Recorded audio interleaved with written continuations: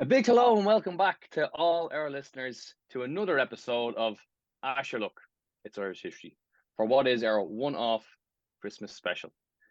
I'm Niall Salmon and I'm joined again with the main man, Kieran Dowdall. How you doing? And Stephen Fraser. Hello. Lads, welcome back. A very happy Christmas. It's certainly been a minute since we last did this.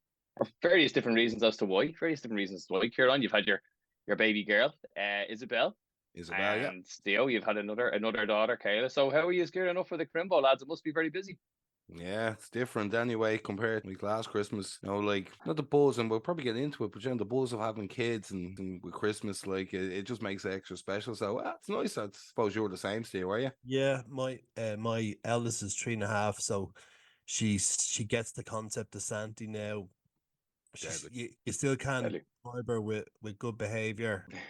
She still doesn't grasp that, but yeah, it's brings a bit of buzz to the event. All right. I think you hit the nail on the head here on the whole magic of it. Something that we haven't experienced since we were only little kids, and at least you get to kind of relive a bit of that now. No, that's it. Like, as you become adults, and I found anyway, like, even when I was living with my mom and dad, like, it was very, it was about sessioning and less of the magic, and, it was just eating and drinking, and not that that's not good, but, when kids are there, it makes it more magical, and you're kind of more invested in it. At least I found anyway.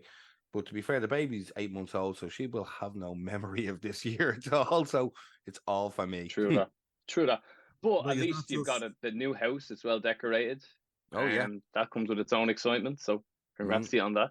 And its own expense. Yeah. Yeah. New Christmas trees, new decorations, new everything. But it's all worth it though. Like, it's nice to have your own house, your own Christmas tree, your own memories you're making, really. More than one Christmas tree, I think. Oh, two, yeah. One in the hall, one in the kitchen. We couldn't decide where it was going to go. So should we bought two? Like, I don't know, but it's bought now anyway. So no going back. There you have it. Like two TVs in the house back in the day. Yeah, that's it. Starts with one, but you have to have two. We need the second one just in case. There you have it, boy. So just a note for all our listeners. One thing that we do want to get called out before we get started is that we do plan on taking off from where we left off when we get into New Year, when we get into January, which is obviously life in Ireland throughout the various decades from the 1920s right up until present day. And we're going to continue that same series we continued. In fact, our next episode is going to be focused on Irish life in the years after the end of World War II, i.e. the emergency, as it was known, between the years of 1945 and 1949. That's going to be coming back again in the early part of 2024. But you know what? We thought it would be good to run a one-off Christmas special that's a bit shorter, much more lighthearted, and gets us all in the zone before we head off to celebrate the Crimbo. Something akin to the Father Ted Christmas special, I was thinking, lads, huh? Yes. You're Todd Unctious. Yeah, Todd Unctious. What a legend, man. Gerard McSorley. So for that reason, I don't think there's only going to be a real regimented approach. I think they're not really going to have an individual topic. It's going to be much more conversational. We can pretty much talk about anything from, Christmas films, Christmas music, your favorite songs, food and drink. Kieran, I think you touched on it when we were off air, memories when we were kids, all that sort of stuff. So yeah, but before we get started, Christmas is, of course, not only associated with the birth of Jesus, it is, of course, associated with the main man in his big red suit, Mr. Santa Claus himself. So I think because we're a history podcast, we may as well get started off with a historical myth that I only actually came across over the last week or so, lads. So there's a little known story that states that the original Santa Claus, aka Saint Nicholas, he was a Turkish bishop, and the legend goes that he was actually said to be buried in Ireland in the ruins of a church near Thomastown in County Kilkenny, not far from your present-day digs of Carlow, Kieran. Yeah, Jerpoint Abbey. It's a really cool place to visit. Yeah, absolutely. I didn't even know the place existed. I have to be honest with you now, but from doing a bit of research and reading up on it during the week, I found out that this lad was born around 2,000 years ago. I think it was in the year of 280 AD in the ancient Roman city of Patara, which is modern-day Turkey. And he was born into a wealthy family, but his parents died when he was a young lad, and he was actually raised by his uncle, who was a bishop, and he became famous at the time because he distributed his inheritance amongst the poor. After he died, he actually became a saint in the year 343 AD on the date of December 6th. The date that's still celebrated as his feast day to this day. And then he was buried in his local church in Moira. But the mad thing was his remains lay undisturbed. And as the story goes, fast forward from the year 343 to the year 1087, when it was claimed that Italian sailors seized half of his skeleton and took it back to Bari in Italy. Some say his remains are still buried in a crypt in Bari under the Basilica di San Nicola.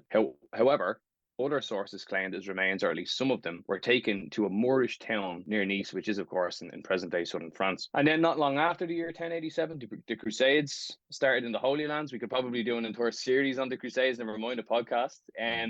But as a result of those starting up, wealthy families, some of them, were unsettled by the whole thing, and they left. Some of them actually left to settle in Ireland. And it's claimed, again, this is all part of the story, all part of the myth, it's claimed that a French family from Nice were entrusted with keeping his remains safe. So they feared his remains could have been lost, and as a result, they took them to Kilkenny, where the Church of St. Nicholas was built, to your point, Kieran, at Newtown, Jerepoint. There was a ruined church then built around 1200. It's now on a private farmland, which is, I think, nowadays called Jerepoint Park, which is to the west of the former ruins of the abbey. And there's a grave slab there that shows the image of a cleric, and it's presented whereas it's two male figures standing over the shoulders of who they think is Saint Nicholas himself. The two male figures representing Crusader knights who were responsible for transporting the remains of Saint Nicholas, or at least what was left of him, from France to Ireland. So there you have it, lad. Santa Claus himself buried in Ireland. I don't know. It may be absolute codswallop. It sounds a bit far fetched, but nonetheless, it's a very interesting story. The thing is, you never really know, because back then it was sort of a thing that, relics, as they called them, but parts of saints were distributed around. And if you actually notice around, especially around Dublin and different parts of Ireland, the amount of churches that are called after Saint Nicholas, the Saint Nicholas of Myre on Francis Street, huge amount of them. Like, so there is a good connection to him here. But the thing is, like, there isn't really, from what I was looking up about, there isn't really any celebration or any sort of anybody really pushing it that he is buried there, and it's a funny thing, even if it's a little part of him, it's amazing to have a saint, not a non-Irish saint, buried in Ireland, or again, at least part of him. But it's amazing. And the gas thing is, it wasn't just through one or two articles I read from, Irish media circles. I don't know if you guys have heard or followed the Rest is History podcast. Oh yeah. And two guys on that, they actually spoke about the idea where they heard the same story as well. And they're very reputable guys that do a lot of research. They really know their stuff. And the fact that they've brought it up, there could be something in it. I just thought it was a fascinating story. And the fact as well, the whole Crusades, the Knights, all of that sort of stuff. I think of Indiana Jones and the Last Crusade and all of those kind of movies that you remember from your childhood, and all the Knights and the Crusades and all of that sort of stuff. So it was really, really interesting. And for any of our younger listeners out there, obviously Santa you'd typically associate with the North Pole, but originally that wasn't the case. It was Turkey, it was the Mediterranean, it was kind of ancient Rome. So yeah, really, really interesting where the story stemmed from. It actually, the Saint Nicholas kind of and Santa Claus thing comes from Clement Moore, I think his name is, but it's the famous story, "'Twas the Night Before Christmas and all through the house and all creature was torn." That one, like, that's really where the basis of Santa Claus as we know it came from, because that was written in I think it was in the 1840s, 1850s, 60s, something like that, Victorian era anyway. But up until then he was just known as a generous saint, and then from that one story, the whole Santa mythos as we know it now has kind of taken over. Like, and now most people wouldn't really, younger people these days wouldn't know Saint Nick or Saint Nicholas as being another name for Santa Claus, And that's true. It's kind of half forgotten now of where he originated from. I suppose, like, everyone just knows the Coca-Cola sort of Santa in the red suit. Yes, the red, exactly.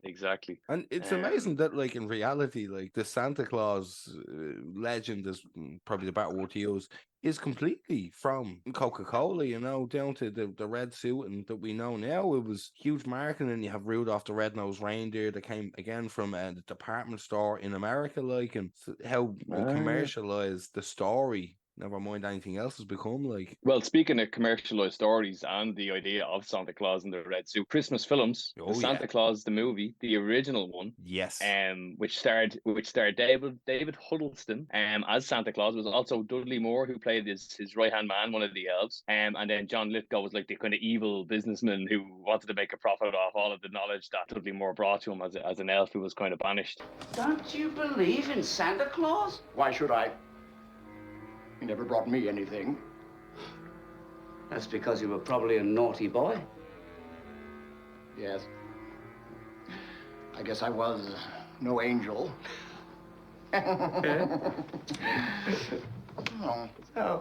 That that was an absolute cracker. That was my favorite Christmas film growing up. My sister-in-law Merlo, if she's listening, she's the same. What are you familiar with that one? Do you have a different Christmas film favorite yourselves? Yeah, I love that one. Like for me, we'd only see it at Christmas, and because there wasn't like in the late 80s, early 90s, there wasn't a glut of Christmas Eve films that like the way there was in the later 90s. You know, we'd say the Tim Allen Santa Claus.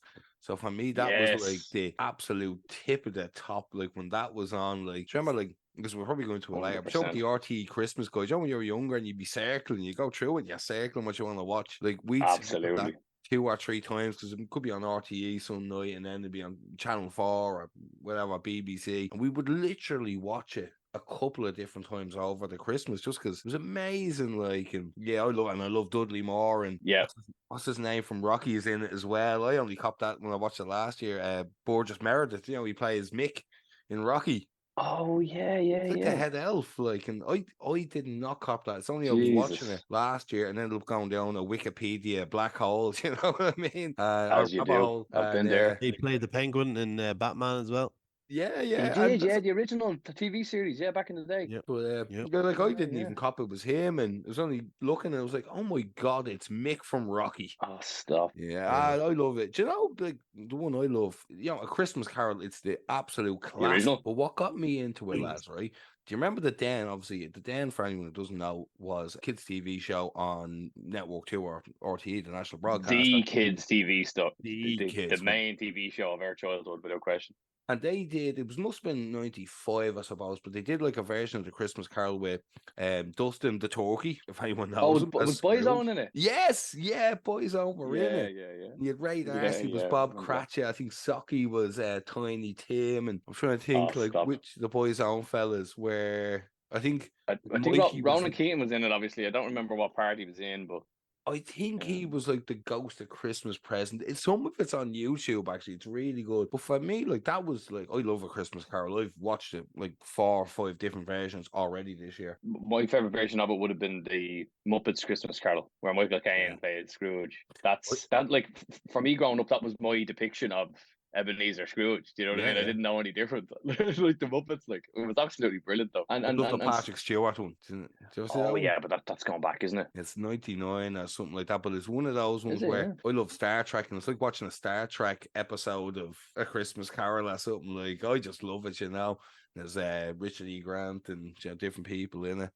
But like, that's it. Yeah. Absolute classic. Yeah. What's your favorite one, Theo? So the one that comes to mind is Home Alone. I think that's Home Alone. It's quite standard. Good choice. The second one is good. The second one is good as well. Now, the 2 Home Alones, I would consider them absolute Christmas classics. With Carol of the Bells playing and the soundtrack that goes along with it, and obviously they're great movies. Just the Joe Pesci and Daniel Stern and Macaulay Culkin. It's the soundtrack, the soundtrack and the carols that are in it that makes, and the snow, and it's like all Hallmark stuff. You hit the nail on the head with the soundtrack piece, because as soon as you said the word Home Alone, all I'm thinking of is it's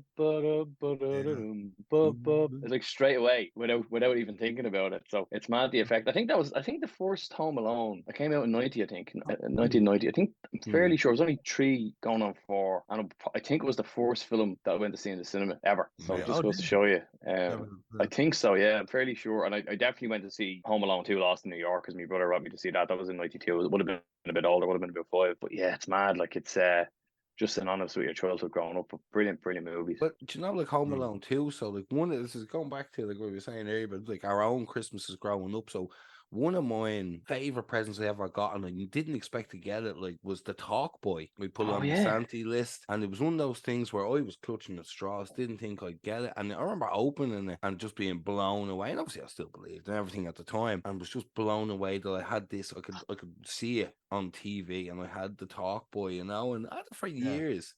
It was literally probably one of the most memorable presents I ever got. I just used to love it. I had like Home Alone clips. Do you remember, like, when he's in the shower and he's pretending to be his uncle or whatever, saying, get out of here. And I had those clips. Yeah. It's a Wonderful Life. That's only one I saw, fairly later in life. But it was one, I think everyone knows that when it was released first, like, it really did terrible.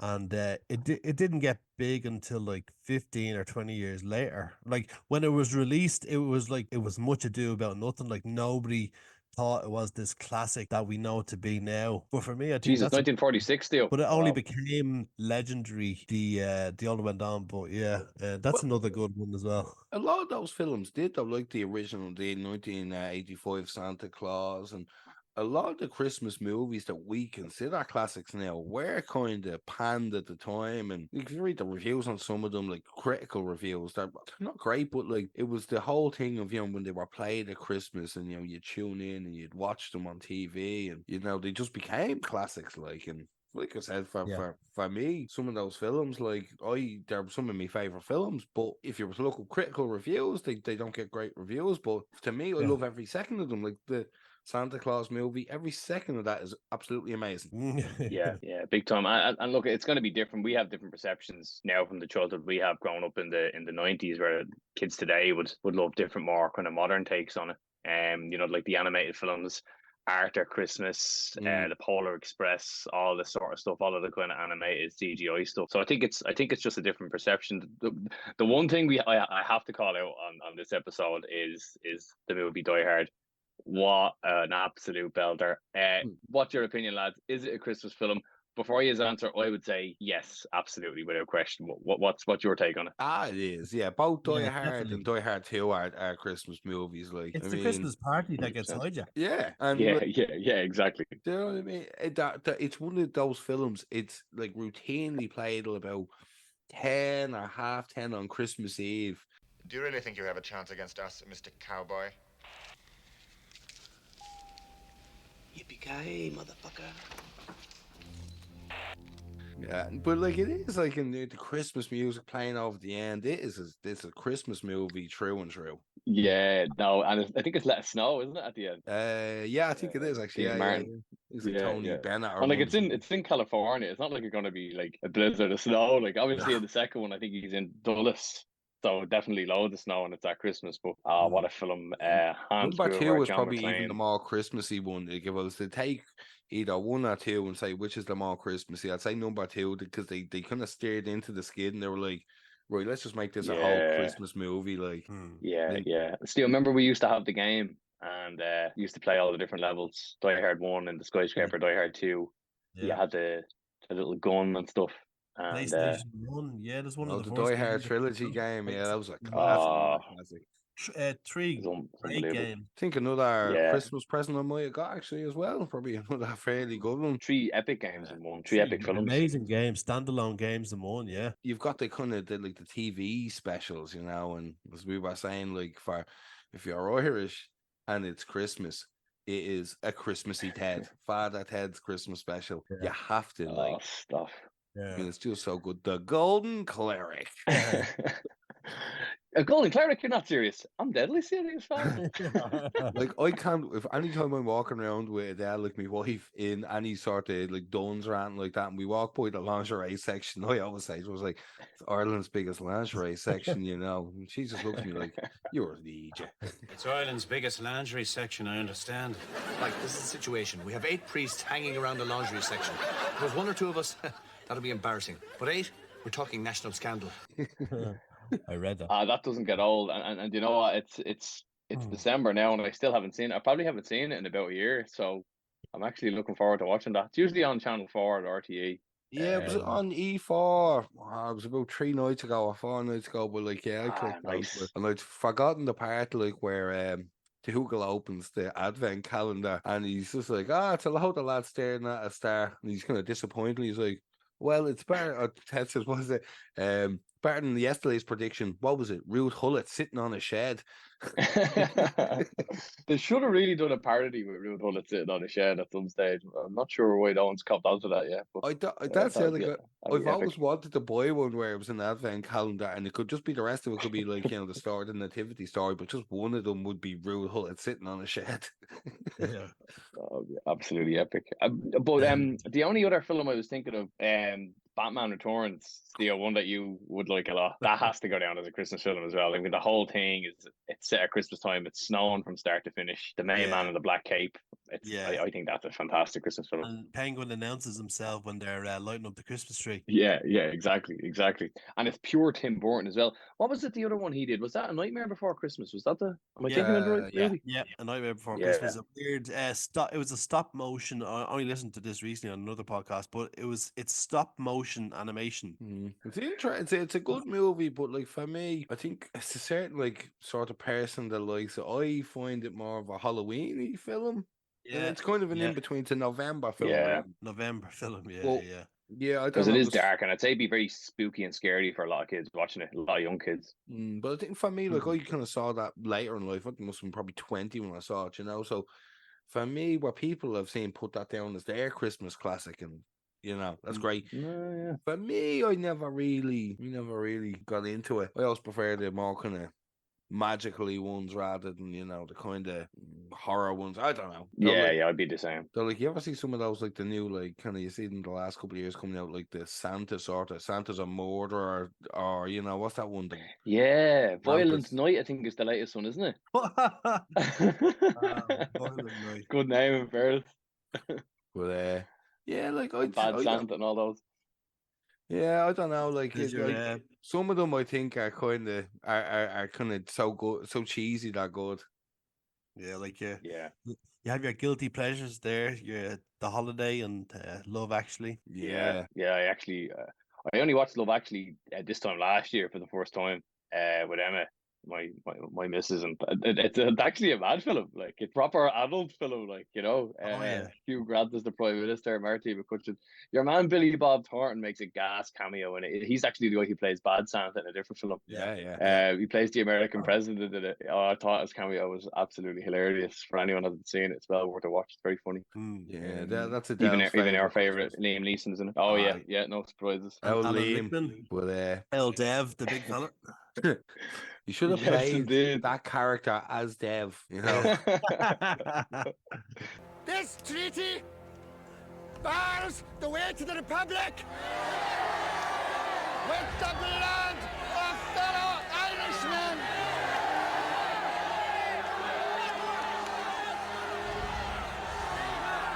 And if it is only with civil war that we can get our independence, then so be it.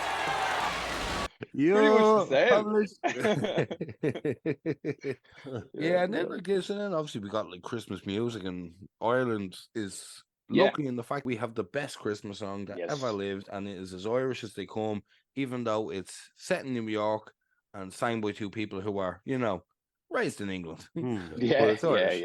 And that's obviously Fairy Tale New York, the late Shane McGowan, the late Grey Shane, and Kirsty MacColl. Yes. It will be number one this Christmas. I would be very surprised if it's not. I think it's number one already, isn't it? Yeah. It's definitely number one in Ireland, but I'm not sure if it's made it to number one in the UK. And coincidentally, I hope so. Coincidentally, I was actually watching a program about it last night, Kieran, and as you said, the late great Shane McGowan, we have to acknowledge his passing a few weeks ago. I was a huge fan of Shane McGowan on the Pogues. Went to see him play loads and loads of times, so I was a bit devastated to hear of his death, even though for a lot of commentators out there, I think they would agree that it was long overdue based on his hell-raising lifestyle over the last couple of decades. But what was interesting about the program I was watching is that the amount of effort that actually went into writing that song, you would not believe. He actually went through a couple of different versions of it, and he went to the recording studio numerous times, and initially the song sounded completely different. So he said he was never happy with it. It was actually recorded with another girl singer. It wasn't Kirsty MacColl, it was another girl singer originally. And then I think it was the producer that was helping them put the song together. He had actually worked with U2 previously, and the producer was married to Kirsty MacColl. And the producer came in one day and he goes, "Listen, I just want to bring Kirsty in as a guide to kind of show you what kind of angle I'm going for here and see what you think." And when she sang the lyrics that Shane helped put together, like the whole band were mesmerized, and Shane McGowan knew straight away, this is the girl who's going to collaborate with me on this song. And like, I think a couple of other members of the Pogues were kind of saying, did the producer do that deliberately? Like, did he want to kind of plant the seed and bring her in as the kind of the collaborator on the song? So but yeah, and then eventually they mastered it, and then it got released in, I think it was late November 1987. It was the year me and you were born, Kieran. And they went to New York then to film it, and they were showing interviews with people in New York. They were showing interviews with guys in the New York Police Department marching band and pipe band, and because the lyrics in the song were the boys in the NYPD choir were singing, but there isn't actually an NYPD choir. It's a pipe band. You'll see the images in the music video.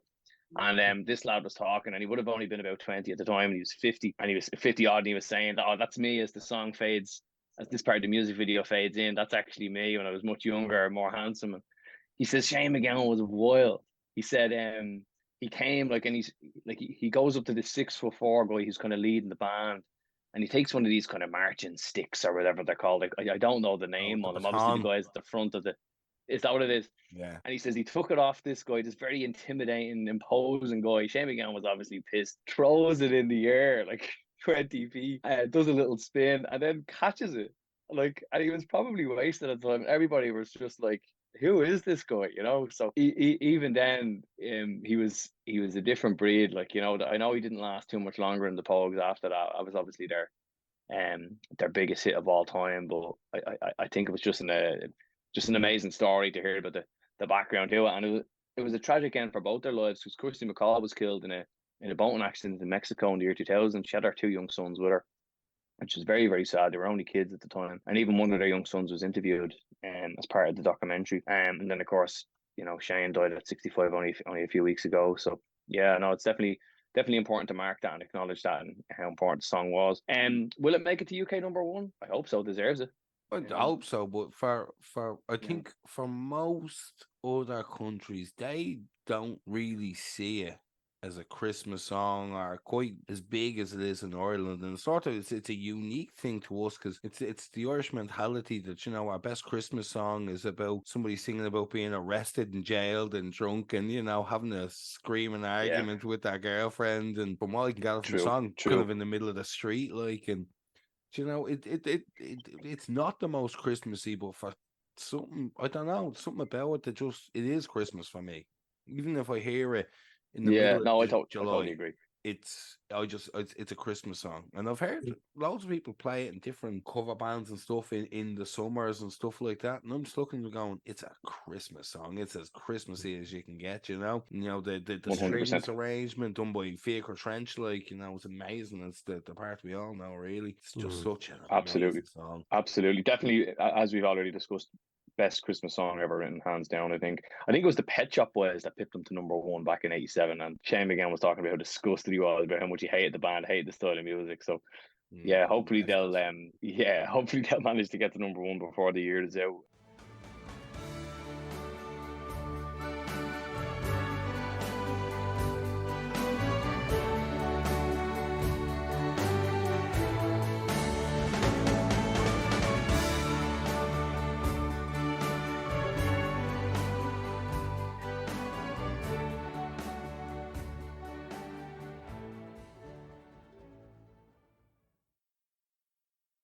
Any other Christmas songs come to mind? I kind of jotted down a few. I think you like this one, Kieran, Slade. I Wish It Could Be Christmas Every Day. Obviously, Dean Martin, Let It Snow. The one from Die Hard. Our mate Chris Fahey's favorite song, All I Want for Christmas Is You, Mariah Carey, as he's elegantly put it in the past. It's a belter. Yeah, I kind of Slade. Like, I met Dave Hill and the drummer from Slade. Were like really nice guys, and it was like the day before Christmas Eve, and working a show in Vicar Street for them, and it was actually amazing. Like, going, holy crap! Like, these are 2 Christmas legends. But then in reality, I read that like Noddy Holder and Jim Lee, the bass player, the 2 guys who aren't in the band anymore, they're the ones who wrote it. So they're obviously the ones who get the royalties, like £1 million a year, and they're not in the band anymore. The 2 guys who didn't write the song are still playing it, still making money off it, you know? Yeah, that's mad. And it would have been in Vicar Street you met them, was it? Yeah. It was one, we were all having a good knees up after the show, and so they came down, they were like, here, we're security. And we were like, oh, they're gone. They're like, but the band's still here, we need to get them out. There's still fans outside. So me and a couple of lads, Ray Clinton is a good friend of ours, and a couple of other people, well oiled, probably 8 or 9 points deep at this stage, had to bring them out to the van through a load of screaming fans. There was loads of screaming fans for them, even though these guys' heyday was a long time ago. Everybody's having fun. Look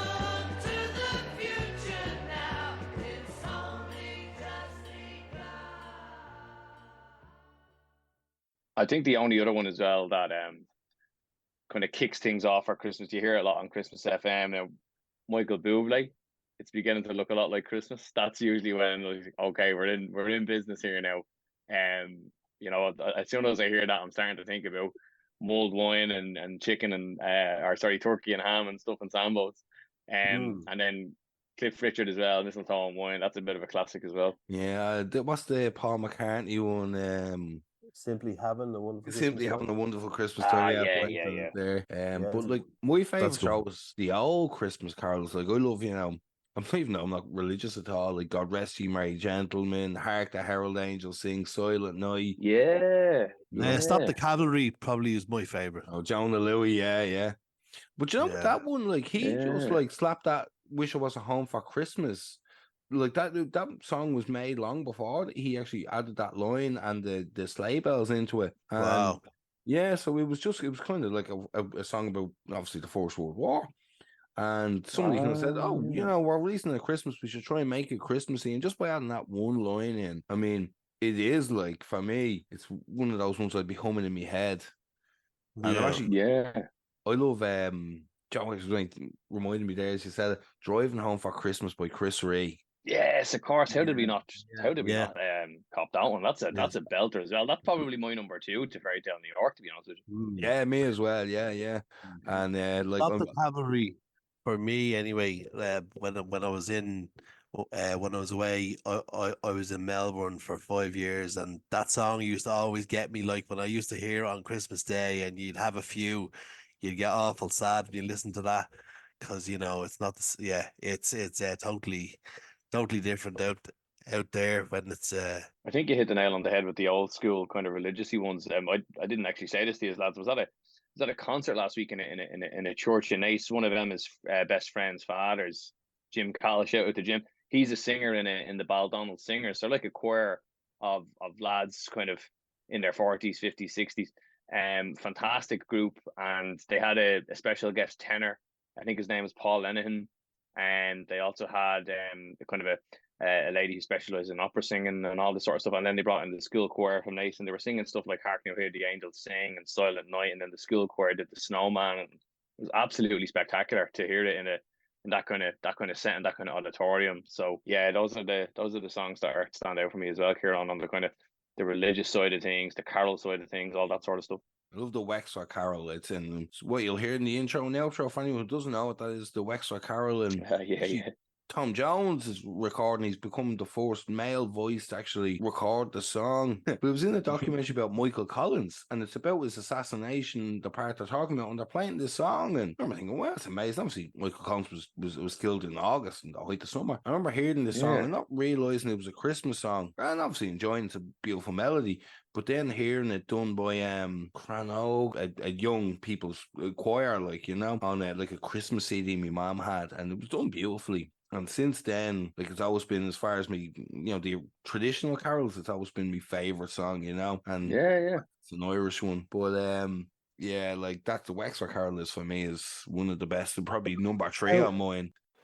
Oh, Ted, can I open another window on the advent calendar first? All right then, but remember you're just allowed to open today's window. Oh, Shepherd, great! Fantastic stuff. Oh, God, Ted, can I not open the other 2? No, Dougal.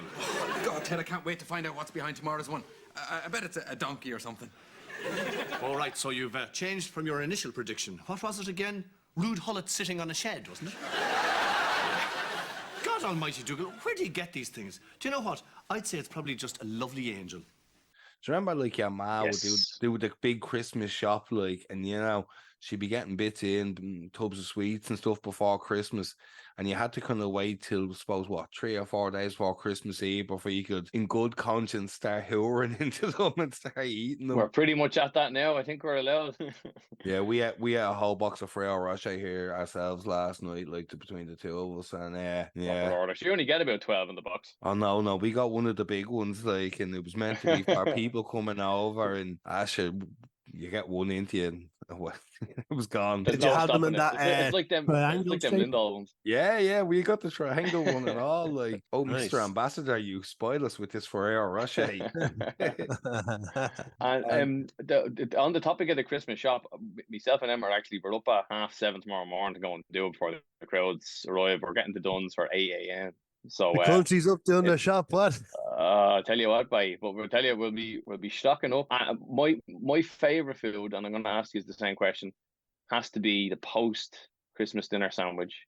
The classic ham, turkey, stuffing with a bit of butter and a dollop of mayo. Oh my Christ! Oh yes, Yeah. So not the mayo for me, the brown sauce. Oh, fair, yeah. yeah. Some about, and I wouldn't even eat brown sauce for cheeky. most of the year, but that turkey, ham, and stuffing with a bit of brown sauce, my mouth is genuinely watering now. I'm actually swallowing back at the thought. but like if you leave it long enough between your dinner and the sandwich, you'd be starving because of all the drink you've had. You're on the munch nearly. Now, do you know what was not? It was never a family tradition in my house, but I've heard through work colleagues is the turkey curry that does be done. And it was never done in my household, and I never had one. But some people will use the turkey for a curry. Yeah, I've heard that. Yeah, well, I don't think we ever did it, but I have heard that. Yeah, never did it myself. Now I'm intrigued by the concept. I definitely do it in terms of like a healthy eating type of buzz. Like I'd nearly do it in January because obviously turkey is a very lean meat compared with most stuff. But I'd never have it kind of a turkey curry for Christmas dinner. That's I don't know, not Christmas dinner, like for Stephen's. Oh, just in general. Oh, Stephen's Day. Oh, okay. I haven't heard that one. Leftovers, because we'd often do that. Like we'd use, if we've a roast chicken, we'd use the leftover, whatever's left on the bone, to make a curry. So turkey just wouldn't be a bad idea, because you know yourself, if anyone who has dogs or anything like that will even know, like by the end of by maybe 27 to 28, even the dog is sick of eating turkey and ham. Like just looking at it, none of the cheap dog food for me, no. Little stuff will do at this stage. Yeah, but like, for me, I don't know, like a turkey curry could be. Yeah, I'm gonna try that this year. Give it a go for Stephen's Day.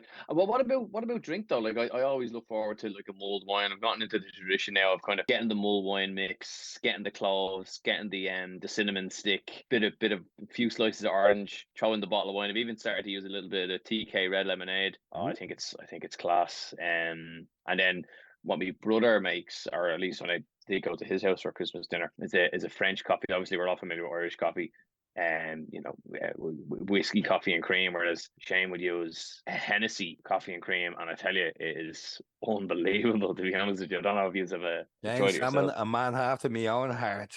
yes, a French coffee. You know what's a good Christmas drink, and Kieran, I'm sure you've tried this, and it's now, if you're having a normal one, it's brandy and Baileys, but if you're feeling particularly festive, double brandy and Baileys. Oh, proper order still. Oh yeah, I've had one or two. Kieran's like, oh yeah, I've been there. He's gonna fix himself up one now. To be honest with you, I'm actually looking just past the computer here at a bottle of brandy. I'm having some wine now, but I think there's a bottle of Baileys around here. Would you like a glass of brandy? Yes. Now I have to get that's something I'm gonna have to pick up. We have plenty of Baileys in the house, but there's no Hennessy, so I might for an old Christmas treat myself. I might go get it's something I do love about Christmas, where you can start, like, in my mom's house, she'd like start maybe an hour after getting up, if even. She would start making Irish coffees, whether it be whiskey or like a French one with a bit of brandy. It would be like 9 o'clock in the morning. We're all on the hard stuff, like, and when else would you get it? Like, only on Christmas. And then, like, but come down after having a few of them, and then you might have a beer or some wine or whatever, and then you obviously have a few drinks with dinner. I was in my house, like, by the time 6 o'clock comes around, I'd be half cut, like.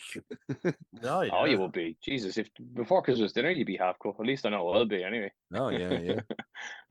Well, lads, I think we could be at the end of our one-off Christmas special. I just want to say I thoroughly enjoyed that. In fact, so much so I might even head down and have a little hot toddy proclaim about myself now in a minute. But before signing off, I just wanted to wish all of our listeners a very happy Christmas and all the best for 2024. Speaking of 2024, myself and the two lads will be back eventually, finally, with our next episode in our original series, based, of course, as mentioned, on life in Ireland, this time with a focus on the post-war years, 1945 to 1949. And we're obviously going to continue decade by decade, moving into next year and beyond. So be sure to keep an eye out for that.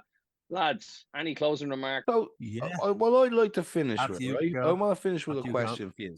So, Niall, starting with you, best toy you ever got for Christmas, or best present you ever got for Christmas? Oh, wow, you're putting me on the spot there. I mean, I think it could well be, like, I've got memories from my early childhood of amazing presents. Like, one that stood out between the ages of kind of 6 and 10 would have been my complete Power Rangers set. Ooh. Like, and I mean every single Power Ranger, every single Megazord, every single Power Ranger villain, like just the entire fucking collection. Like, and I remember lads are coming around to the house. They were like, "Oh my god, you have all the Power Rangers, all the villains, all the Megazords." I even had the things where the 3 Megazords dived into one and became the Super Megazord, and you press this button and it motorizes across the side of the room. Like, it was kind of outrageous. That was the one that stood out in that period of time. I think when I became a teen, still remember that. I think when I became a teenager, it's hard to beat the old PlayStation 2.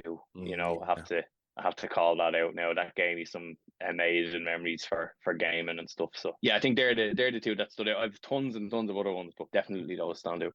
What about you, Steele? Yeah, I'd just like to give some. Before I do my big reveal, I'd just like to say what's coming.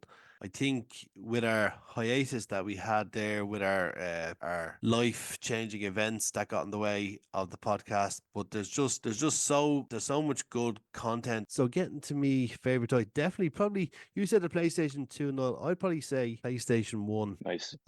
It's more memorable. When we got the Die Hard trilogy game, that was just more memorable. And then we got Ridge Racer 2 Turbo with that. Nice. And I just remember that. And like those two games I can name. They were brilliant.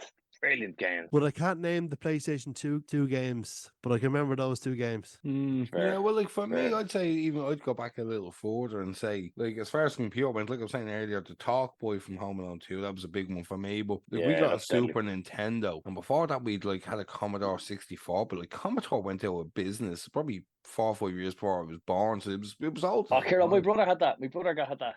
Like, it could have been 91, 92 when he got it, man. Yeah, that's what they were selling them off cheap because like the Commodore had gone out of business, and it take obviously literally 2 weeks for a game to load. But like I remember getting the Super Nintendo, and it came with like Mario All Stars. So it was Mario 1, 2, 3, the Lost Levels. I think it was something else. It was like Mario World was in it as well, and like we'd got Jurassic Park 2, the game. Though Jurassic Park 2, the movie hadn't come out, and like that was just the whole family.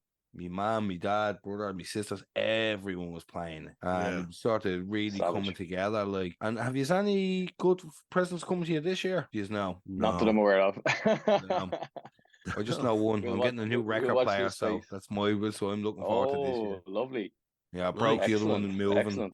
I think in the Shells jersey. You're getting the Shells jersey? Oh, actually, I'm getting. That's a good shout, Steve. I'm getting a new Ireland alternate strip. So there you go. A jersey, not strip. Every year I get the new Shells jersey. Chris Kindle. Well, maybe Noel, you might get a good Ireland manager now for Christmas. That's what a shout! What a shout! We got 2 new friendlies announced today: Switzerland and Belgium in March. So maybe we'll finally get off to a good start, lads. You never Roy Hodgson, maybe Sam Allardyce, maybe Pep Guardiola. If you're really good, maybe Kieran, and then we'll wake up from our dream. That's what I was going to say to you. Wake up on Stephen's Day morning. Pep Guardiola isn't in charge of Ireland. Shit. Well, we can live in hope. We can live in hope. But lads, listen, fair play to you. Great session today. Merry Christmas to the both of you and your families, and we'll chat to you again soon. And take care, folks. We'll see you in 2024. Looking forward to it. Merry Christmas. Yep.